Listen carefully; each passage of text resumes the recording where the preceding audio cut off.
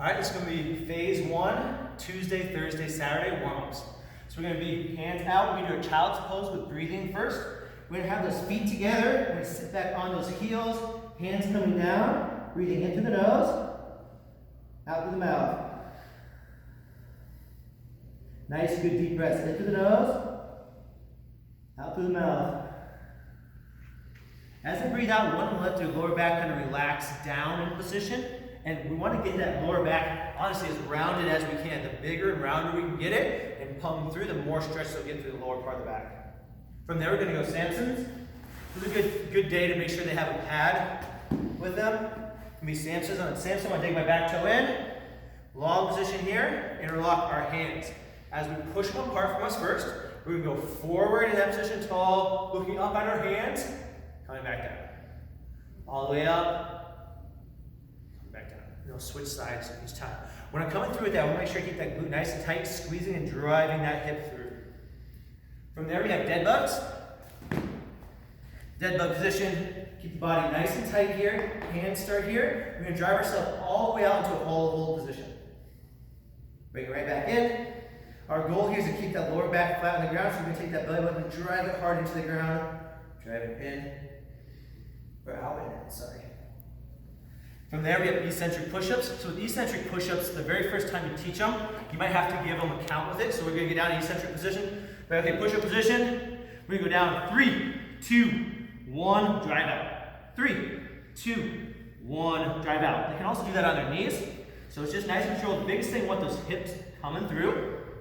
And down under control. 3, 2, 1, drive out. 3, 2, 1. One thing I find too with eccentric push-ups is people do a pretty good job of actually being able to do them in that full push-up position going down. But what they struggle with is getting back up. So whatever it takes to get back up, they get their knees, get back up and go into that position. I don't really care how they get to the eccentric position, come full push-up position, they can get however they want, come down slowly from there. Next one's deep squat with rotation. Heels into the ground, squatting all the way down. Put pressure against one side of the body as we rotate up. Bring it back down, switch hands.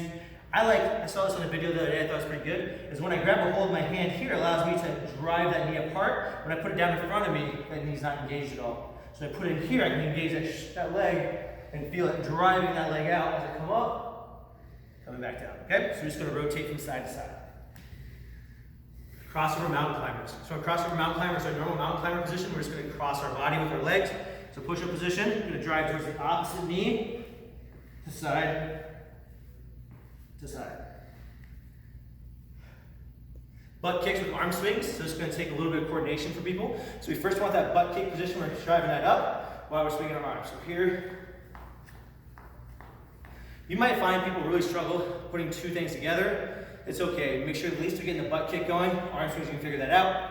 If they can't run, because some people can't do that running position, you can do a march with arm swings instead.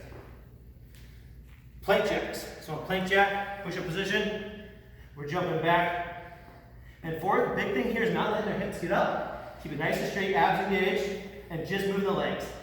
A little bit easier, step outs. And for some of our people that are pretty overweight, just hanging out in the plank is plenty harder. Last one we have, drop squats. So on drop squat, start with our feet together, tall, drive our hips out and in. You can also modify that just to a bodyweight squat, tall chest.